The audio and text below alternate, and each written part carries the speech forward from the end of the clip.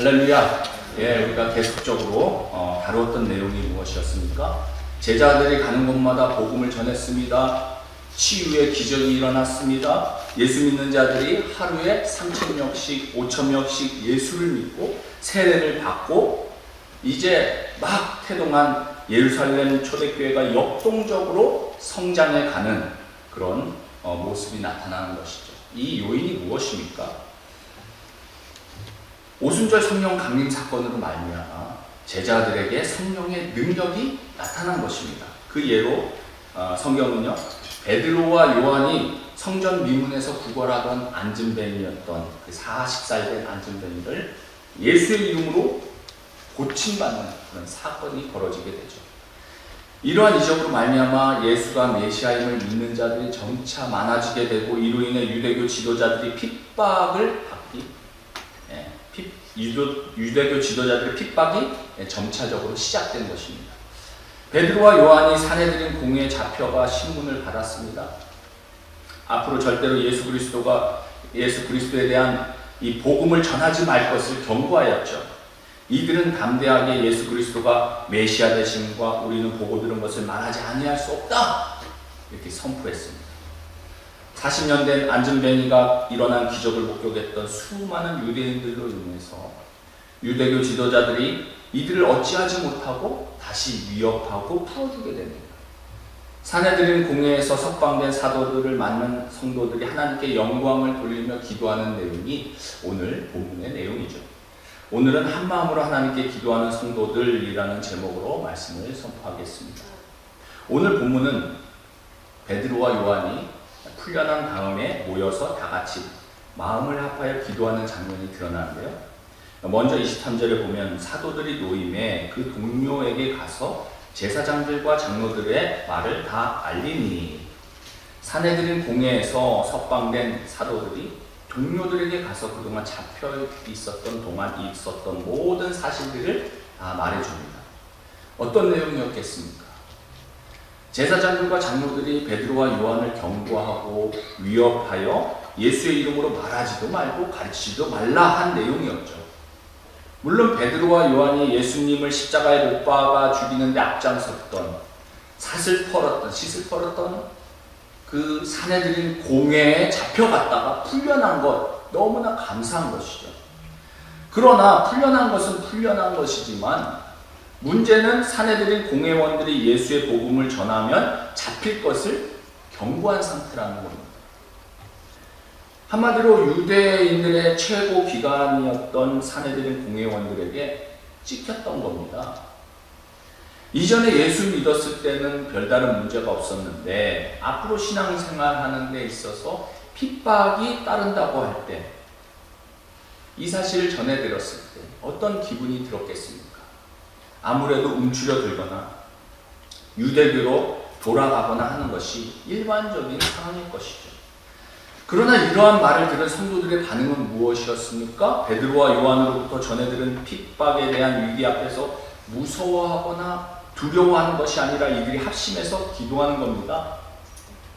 24절에 그들이 듣고 한 마음으로 하나님께 소리를 높여 이르되 대주제여 천지와 바다와 그 가운데 만물을 지은 이시여. 앞으로 다가올 위기 앞에 이들이 뿔뿔이 흩어져 도망한 것이 아니라 한 마음으로 기도했다는 겁니다. 성도들은 앞으로 정말 박해가 오겠구나, 우리를 핍박하겠구나 생각하며 더욱 담대한 신앙을 갖기 위해서 기도했다는 겁니다. 어려운 상황 속에서 한편으로는 큰일 났다, 이제 우리 어떻게 하냐, 빨리 챙겨서 도망가자, 빨리 숨자, 혹은 칼을 가지고 무기를 준비해서 맞서 싸우자, 이런 의견이 흩어진 게 아니라 한 마음으로 이들이 기도했다는 겁니다. 여기서 한 마음으로라는 것은 나뉘지 않은 마음, 일치된 믿음으로 기도했다는 겁니다. 바로 이것이 합심기도죠. 구약 시대에도 함께 기도하고 찬양했지만 합심 기도는 특히 오순절 성령이 오신 후에 시작된 기도의 패턴입니다. 성도들이 함께 모여 마음을 합하여 기도한 것은 성령 시대 가장 큰 축복 중에 하나이죠. 한 마음으로 기도하기 위해서 당연히 같이 모여야 합니다. 같이 모여 한 마음으로 할 때, 120 문도가 합심으로 기도하고 있을 때 오순절 성령이 강림하셨고 성령의 능력을 받게 되고 가는 곳마다 치유의 기적이 일어나고 복음을 전하는 일들이 일어나게 된 것입니다. 교회가 분열되면 가장 먼저 일어나는 도시가 바로 이 기도의 분열 아니겠습니까? 기도가 무기력해집니다. 교회가 기도하지 않습니다. 의견이 분분하고 자기 중심적인 기도만 하게 되죠. 그렇게 기도가 무기력해지면 영적인 능력이 교회에서 점차 사라질 수밖에 없는 것이죠. 그래서 예수님은 제자들이 하나 되게 해달라고 하나님 아버지께 간절히 기도하셨던 겁니다. 그것을 반대로 말하자면 진정한 교회의 연합과 하나됨은 기도를 통해서 온다라는 것이죠. 관계가 부서지고 팀워크가 무너져 있다면 혹시 어떤 사역을 하거나 소그룹이나 구역에서 마음이 흩어져 있다면 함께 모여 기도할 때 회복이 일어나는 줄 믿습니다. 가정에 문제가 있다면 그런 간증 참 많이 들었거든요. 아버지로서 역할을 못했을 때 자녀에게 솔직하게 이야기하고 함께 기도할 때 회개가 일어나고 자복하고 그리고 하나 되는 것. 문제가 있다면 함께 붙들고 눈물로 기도할 때 하나됨이 일어난다는 것이죠. 부교육자로 섬겼던 교회가 있었는데 항상 그때 자랑스럽게 여겼던 것이 야, 우리 교회는 참 분위기가 좋다라는 것이었어요. 누가 오면 서로 환영하고 분위기가 좋았습니다. 그러나 사실 점차적으로 새벽에 기도하는 사람들의 숫자가 줄어들고 기도 모임의 숫자도 점점 줄어들면서 결국 얼마 후에 분열되고 말았습니다. 분위기가 좋은 교회가 아니라 함께 한 마음으로 기도하는 교회가 좋은 교회인 줄 믿으시기 바랍니다. 진짜 하나 되는 교회는 분위기가 좋은 교회가 아니라 함께 기도할 때 하나가 된다는 것이죠. 이처럼 초대교회는 핍박의 위기 앞에서 기도했습니다. 영적 전쟁의 한복판에서 어둠의 권세와 맞닥뜨리고 있는 성도들은 무전을 본부에 때린 겁니다. 사단의 집중 공세를 받으면서도 결코 물러서지 않는 성도들의 긴박한 부르짖음이 바로 통성기도잖아요. 이들은 하나님께 소리 높여 기도했다 말하고 있습니다. 이것이 한국교회가 그동안 해왔던 통성기도잖아요. 어떤 분들은 통성기도를 안 좋아하는 분들도 있습니다. 뭐 그렇게 기도를 요란하게 해야 하냐, 경건하게 해야지 뭐 이렇게 말하는 분들. 그래서 묵상기도를 좋아하는 분들도 있습니다. 특히 우리 장로교회에서는 조용히 기도하는 것을 선호하는 분들이 더 많죠. 조용히 기도하는 것을 더 좋아하고 선호하는 것 자체에 문제는 없습니다. 그런데 기도는 또 조용히 해야만 한다고 그렇게 하는 것이 다가 아니라는 거예요. 성경에도 합심해서 부르짖고 기도했다는 장면이 많이 있어요. 물론 항상 시끄럽게 기도한다면 문제겠지만 조용히 할 때도 있고 크게 소리 높여 합심해서 기도할 때도 있는 것입니다. 우리가 흔히 뭐 어떤 사고를 만나거나 뭐 물에 빠져 죽을 위기 가운데서 그잖아요.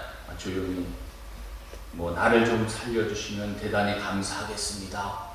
뭐 이렇게 말하지는 않잖아요. 그렇게 할 사람 아무도 없을 겁니다. 사람 살려! 영어로 헬! 이러잖아요. 불이 나면 어때요? 불이야! 우리 집 이쪽에서 불이 났어요. 이게 아니에요. 불이야! 정말 시끄럽고 크게 합심해서 소리 높여 기도할 때도 있는 겁니다. 그래서 합심해서 한 마음으로 기도했다는 것과 소리 높여서 기도했다는 것이 따로따로 한 것이 아니라 같이 했다라고 기록되어 있습니다. 한 마음으로 소리 높여서 기도한 겁니다. 세상에서는 오히려 더 열정적이잖아요. 세상에서 보는 그런 뭐 유명한 아이돌 그룹이나 뭐 콘서트나 그런 데 보면은요 막 대단합니다. 막 소리를 지르고 막 그죠? 막 흥분해가지고 온몸을 흔들고 박수 치면서 유명한 가수 공연하면 큰 박수, 우리와같이 기립박수 올리고 하나님 앞에 기도할 때는 너무나 조용하고 그러다가 잠자기 딱 좋은 거죠. 이와 같이 우리가 소리를 높여 한 마음으로 기도하는 것이 교회에서 너무나 필요한 기도의 모습일 수 있다는 것이죠.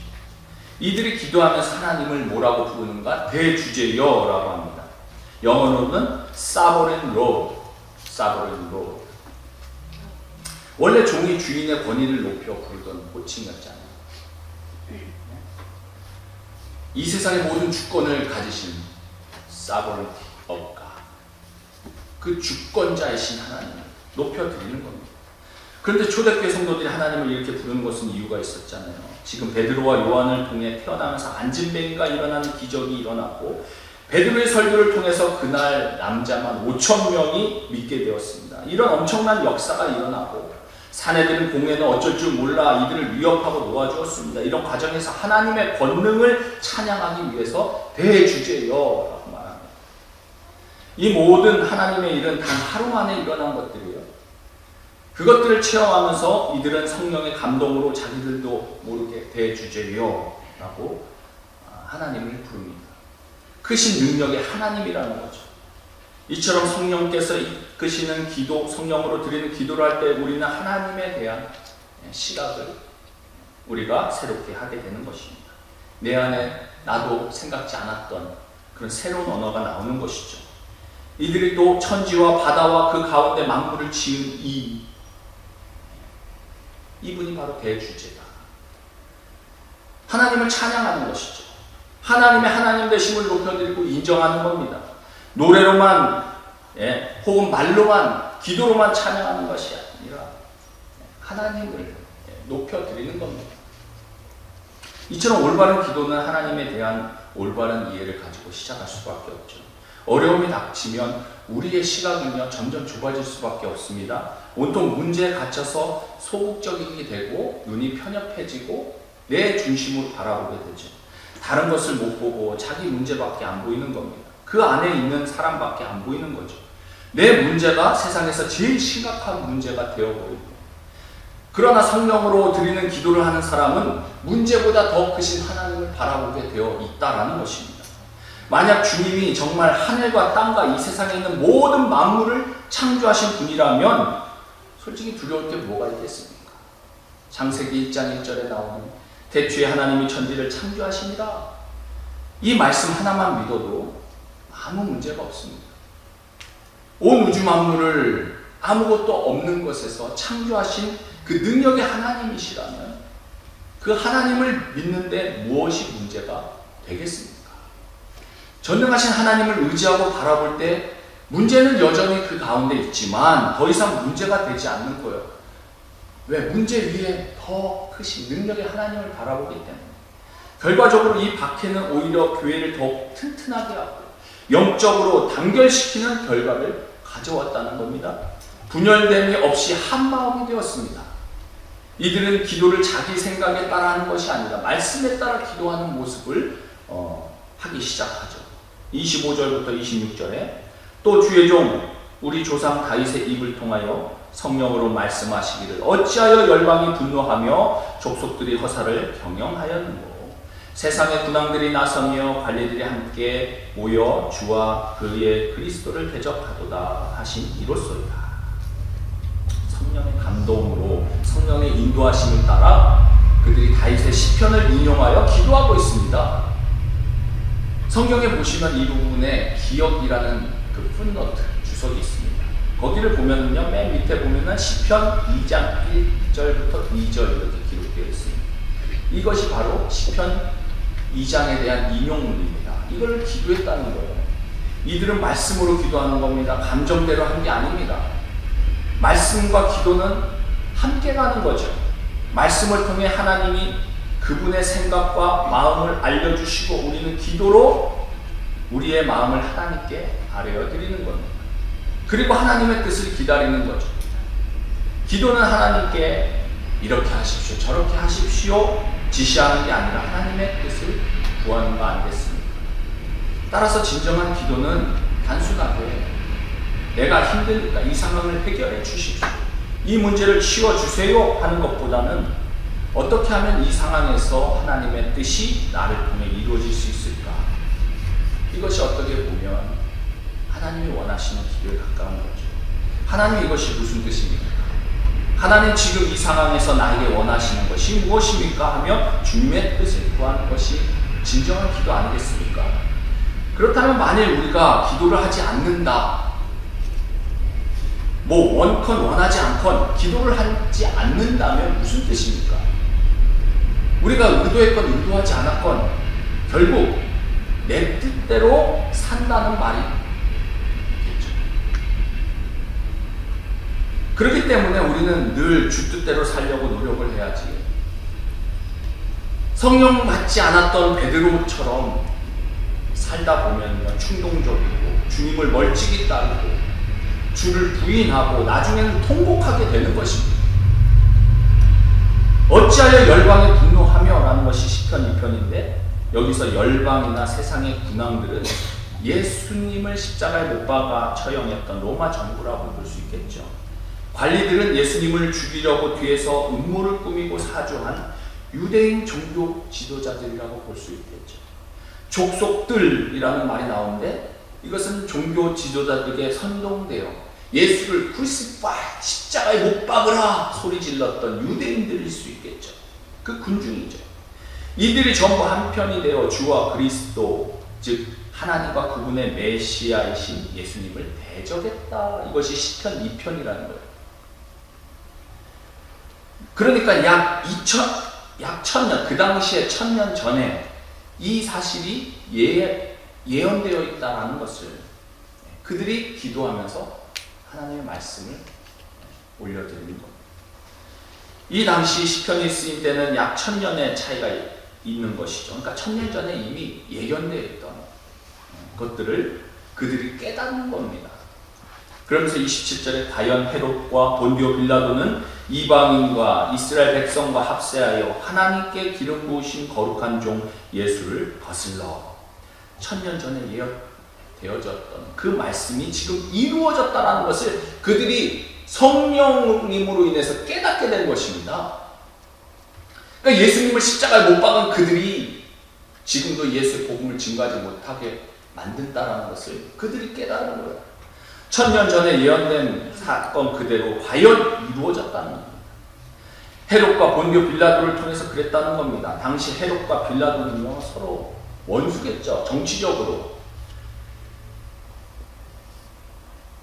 빌라도는 로마에서 파견된 로마인 총독 아닙니까? 그리고 헤롯은 유대 지역을 다스렸던 분봉왕 아닙니까? 그러니까 정치적으로 이게 하나가 될 수 없는 겁니다. 자기가 다스리는 곳에 로마 총독이 와서 막 이거 해라 저거 해라 간섭하니까 얼마나 이게 정치적으로 라이벌 관계였겠어요. 그런데 예수님을 죽이기 위해서 손을 잡았습니다. 바리새인들과 사두개인들도 마찬가지로. 그 당시 유대교 종교 지도자들의 양대 종파 아닙니까? 이들이 서로 라이벌 관계였는데, 바리새파는 주로 서기관들이고 서민층들이고 사두개인들은 주로 제사장들이었습니다. 서로 적대시하는 관계였는데 예수님을 죽이기 위해서 이들이 하나가 되었다는 겁니다. 또 유대인들이 이방인들과 합세했다는 겁니다. 유대인들과 이방인들은 로마인들을 말할 수 있겠죠. 하나가 될 수 없는 겁니다. 한국이 일본하고 하나가 되는 것처럼, 그죠? 하나가 될 수 없는 겁니다. 그런데 예수님을 죽이기 위해서 하나가 되었다는 겁니다. 하나님께서 기름 부으신 거룩한 종 예수님을 죽이기 위해서 빌라도와 헤롯이 합세했고, 이방인과 이스라엘 백성이 합세했고, 사두개인과 바리새파가 합세했습니다. 정상적으로 하면 있을 수 없는 연합이 이루어졌다는 거예요. 이것을 우리가 흔한 말로 야합이 이루어졌다는 거죠. 예수님을 죽이기 위해서 하나 된 겁니다. 그러나 악한 무리들의 하나됨에도 불구하고 하나님은 전혀 흔들리지 않으셨어요. 왜냐하면 이미 오래전부터 이것을 알고 계셨기 때문에 그렇습니다. 28절에 보면 하나님의 권능과 뜻대로 이루려고 예정하신 그것을 행하려고 이성에 모였나이다. 그들이 이성에 모였다는 겁니다. 하나님이 예정하신 것을 이루려고. 이게 무슨 말입니까? 바로 죄로부터 우리를 구원하시려는 예수 그리스도의 십자가 사건, 구원의 사건을 말하고 있지 않습니까? 주님께서 로마와 유대 지도자들의 음모를 알지 못하고 힘이 없으셔서 가만히 있다가 당하신 것이 아닙니다. 오직 그 길만이 인류를 구원하실 수 있는 길이었기 때문에 스스로 자신의 목숨을 내어 주셨다는 겁니다. 요한복음 10장 18절에 주님이 이런 말씀합니다. 이를 내게서 빼앗는 자가 있는 것이 아니라 내가 스스로 버리노라. 나는 버릴 권세도 있고 다시 얻을 권세도 있으니 이 계명은 내 아버지에게서 받았노라 하시니라. 결국 하나님의 뜻을 이루기 위해서 주님은 자신을 십자가에 내어주셨다는 겁니다. 주님께서 십자가에서 처형당한 것은 그들의 악한 음모의 결과였지만 그들이 그렇게 악하게 했음에도 불구하고 놀랍게 거기에 하나님의 뜻이 이루어졌다는 거예요. 그들은 그것을 알지 못했습니다. 그런데 하나님이 그들의 악함조차 사용하셔서 구원을 이루셨다는 것은 참 놀라운 일이죠. 이처럼 초대교회 성도들은 자신들을 박해하는 세력들이 예수님을 못 박았던 자들이고 자신들이 예수님의 고난에 동참하는 것을 깨달았다는 겁니다. 그래서 핍박을 당하면서도 움츠러들지 않고 오히려 자랑스럽게 영광스럽게 생각했다는 거예요. 그들은 감사하고 자랑스럽고 기쁘게 생각하면서 이 고난을 없애주십시오라고 하지 않습니다. 오히려 무엇을 강구하는가? 29절에 주여 이제도 그들의 위협함을 굽어 보시옵고 또 종들로 하여금 담대히 하나님의 말씀을 전하게 하여 주시오며 먼저 그들의 위협함을 굽어 보시옵고 라고 기도합니다. 지금 핍박을 약하게 해달라고 기도합니까? 아니요. 핍박하는 악한 자들을 해치워달라고 기도하는 것도 아닙니다. 오히려 하나님께 이 상황을 잘 살펴보시고 핍박에 맞설 수 있는 능력과 지혜를 달라는 겁니다. 지금 영적 전투에서 적의 공격이 굉장히 강하지만 물러설 생각이 없으니까 더 확실하고 더 많은 지원을 해주십시오. 부탁하는 겁니다. 굽어 봐달라. 사도들은 이렇게 힘든 상황, 어떻게 될지 모르는 박해의 상황에 처해 있으면서도 자신들의 상황을 바꿔달라고 말하지 않습니다. 오히려 이 상황을 뚫고 나가게 승리할 수 있는 능력을 구했던 겁니다. 도망가는 게 아니라 이겨낼 수 있게 해달라고 구한 것이죠. 우리가 흔히 어려움이 닥쳐오면 우리의 기도는 어떻습니까? 이 어려움을 해결해 주십시오. 이 문제를 치워주십시오. 기도합니다. 꼭 나쁘거나 잘못된 기도는 아니겠죠. 그러나 거기에 머물지 않고 한 걸음 더 나가야 하지 않겠냐는 것이죠. 왜냐하면 재밌는 얘기가 있습니다. 어떤 사람이 나를 괴롭히는데 하나님 저 사람을 치워주십시오 기도했더니 실제로 그 사람이 이사를 갑니다. 그러면 할렐루야 내 기도가 응답됐다 라고 합니다. 근데 그 다음에 더 강력한 사람이 옵니다. 그러면 그게 기도의 응답이냐는 거예요. 또는 내가 도망을 갈 수도 있습니다. 이사 가거나 다른 데로 움직입니다. 그랬는데 거기에 더 강한 사람이 기다리고 있는 겁니다. 결국 문제는 나라는 거예요. 상황이 바뀌어도 내가 안 바뀌었기 때문에. 그 다음에 또 다른 사람이 올 수도 있고 다른 데 가봐야 또 다른 사람이 거기에 있는 겁니다. 그러니까 도망갈 게 아니라 이겨낼 수 있도록 내가 변화되도록 나에게 능력을 주시도록 기도해야 하는 것이죠. 초대교회 성도들은 우리의 능력에 맞는 사명만 주세요 라고 기도한 게 아니었어요. 하나님의 사명을 감당할 수 있는 능력을 우리에게 주십시오 라고 기도하는 겁니다. 아주 비슷해 보이지만 완전 다른 게 아닙니다. 하나님 나는 요 정도인데 여기에 맞는 걸 주세요 라고 하는 것이 아니라 나는 이 정도이지만 하나님이 원하시는 것은 저 정도인데 하나님이 원하시는 것을 감당할 수 있도록 나에게 그 수준의 능력을 주세요. 기도하는 겁니다. 완전히 다른 길이죠. 내가 크게 되겠다는 것이 아니라 하나님의 일이 이루어지기 위해서 그 능력이 필요하기 때문에 그렇게 기도하는 겁니다. 감당할 수 있는 능력을 달라. 우리는 겸손과 두려움을 혼동해서는 안 됩니다. 아유, 저 같은 사람이 어떻게 그런 일을 할 수 있습니까? 못하죠. 우리는 이것을 보통 겸손이라고 말합니다. 어쩌면 이것은 겸손보다는 두려움일 수 있다는 거죠. 믿음이 없는 겁니다. 겸손은 내 힘으로는 안 되지만 하나님의 힘으로 될 수 있습니다 라는 것을 믿는 것입니다. 그래서 진짜 겸손한 사람은 아무리 힘든 일이라도 일단 기도해보고 하나님이 정말 원하신다는 마음을 자꾸 주시면 자기는 할 수 없지만 순종합니다. 이게 성경에서 말하는 겸손입니다. 두 번째로 초대교회 성도들은 하나님의 말씀을 전하게 해달라 기도하죠. 그러니까 핍박을 받는 그 수준이 강하게 오더라도 그것을 맞설 수 있게 해달라고 기도했던 겁니다. 에베소서 6장에 보면 영적 전투에서 유일한 공격 무기 성령의 검, 말씀입니다. 다른 것들은 다 방어잖아요. 근데 성령의 검, 이 성령의 말씀, 이 하나님의 말씀을 이게 공격의 무기고 우리가 이것을 전해야 되지 않겠냐는 거죠. 특히 담대히 하나님의 말씀을 전하도록 해달라 기도했어요.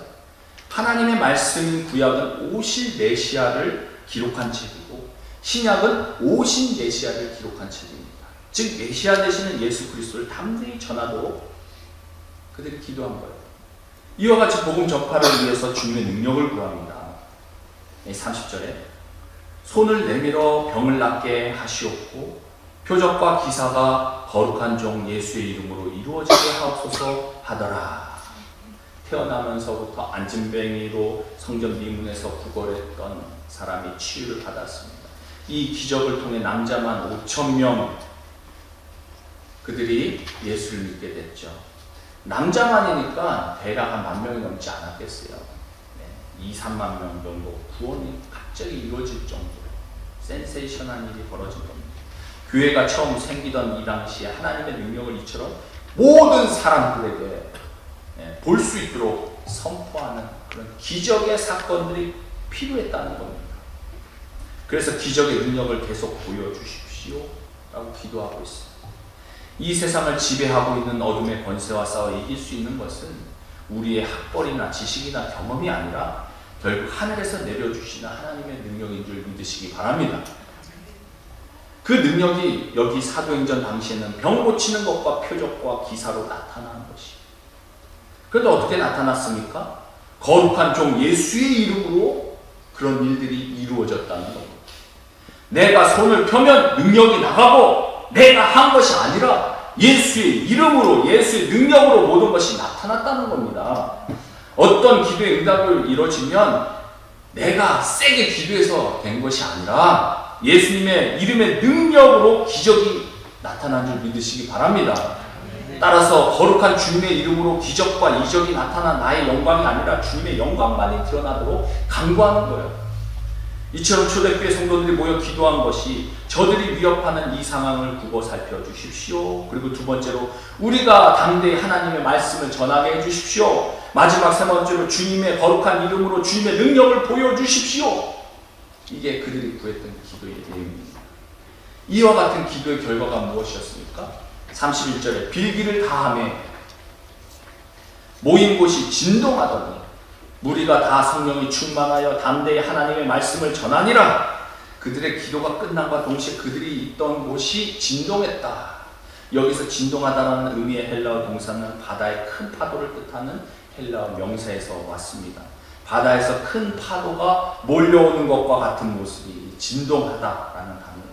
이처럼 성도들이 합심해서 기도하자 가뭄으로 쫙쫙 갈라진 농밭과 같은 이 딱딱한 마음에 진동이 일어나는 겁니다. 물론 저는 실제로 이곳에 진동이 있었다고 믿습니다. 이것이 합심하는 기도고 주님께 한 마음으로 드려지는 기도인 것이죠. 한 마음으로 하는 기도를 통하여 자신들의 삶을 온전히 맡긴 성도들의 심령 속에 은혜의 파도, 성령의 파도가 일어나지 않겠습니까? 바로 그런 역사가 일어났다는 겁니다. 그렇게 되니까 정말 그들이 기도한 대로 성령이 충만하여 담대히 하나님의 말씀을 전하게 되었다 말씀하고 있습니다. 입으로도 전하고 그 전하는 말씀이 그들의 삶을 통해 뒷받침되었을 것입니다. 그러나 잊지 말아야 하는 것은 그들이 기도했다고 해서 그들을 둘러싸고 있었던 가난과 위협이 사라진 것이 아니었습니다. 그들이 기도했음에도 불구하고 그들은 여전히 가난하고 힘들었겠죠. 그들이 한 마음으로 기도했지만 그들을 위협하던 대적들이 여전히 살기 등등하게 그들을 위협하고 있습니다. 그들이 기도했다고 상황이 바뀐 게 아닙니다. 기도하기 전이나 기도한 후나 그들이 처한 상황은 똑같고 그대로죠. 그러나 천지의 대주제이신 하나님께 그들이 기도하는 한 그들을 둘러싸고 있는 상황은 그들에게 전혀 문제가 되는 것이 아니었다는 것이죠. 가난도 핍박도 환난도 죽음도 결코 성도들의 발목을 잡는 올무가 될 수가 없었다는 겁니다. 오히려 성도들을 둘러싸고 있는 어려운 현실은 그들로 하여금 하나님과 더 동행하게 만들고 더 하나님의 뜻을 구하며 하나님의 능력으로 나아가게 하는 은혜가 되었다는 겁니다. 이렇게 성령으로 기도한 결과 다 성령 충만하여 담대하게 하나님의 말씀을 전했다는 이 결론이 전혀 놀랄 만한 일이 아닙니다. 담대히 하나님의 말씀을 전했다는 것은 말씀대로 살면서 그 말씀을 전했다는 것 아니겠습니까? 우리 그리스도인들이 하나님 앞에서 하나님의 자녀로 부름받은 것은 이 땅에서 안락하고 편안하고 즐기라고 부른 것은 아니겠죠. 성경은 그런 것을 약속하지는 않습니다. 그보다 더 가치 있는 목표, 영혼 구원을 위해 물질도 주셨다는 겁니다. 건강도 주셨다는 겁니다. 은사도 주셨다는 겁니다. 하나님은 예수 그리스도를 희생하면서까지 우리를 구원하시고자 엄청난 대가를 지불하셨는데 아무렇게나 살다가 인생이 망가지라고 두시겠냐는 거죠. 그래서 예수 믿는 사람은 어떤 의미에서 때론 고달플 수 있습니다. 힘든 삶을 사는 게 정상일 수 있다는 거예요. 사실 예수 안 믿을 때는 별것 아닌데 예수 믿고 보니까 이 말씀을 지키려고 하다 보니까 더 불편해지는 거, 힘들어지는 겁니다. 우리를 훈련시켜 주시는 겁니다. 저 영원한 가치를 바라보며 살아가고 초대교회 성도들은 바로 그 영원한 가치를 보고 죽음의 위협 속에서도 기도하며 담대하게 나아갔다는 거예요. 그들은 결코 이 상황을 모면하게 해주십시오 기도하지 않았습니다. 이 상황을 굽어 살펴주십시오. 하나님 말씀대로 나아가 살게 해주십시오. 말씀을 전하게 해주십시오. 그리고 주님의 능력이 나타나게 해주십시오 기도했습니다. 바로 이렇게 성령 안에서 한 마음으로 하나님께 기도하며 기도의 능력을 체험하며 승리하는 저와 여러분들 다 되시기를 주님의 이름으로 축원드립니다. 기도하겠습니다. 사랑과 은혜가 풍성하신 아버지,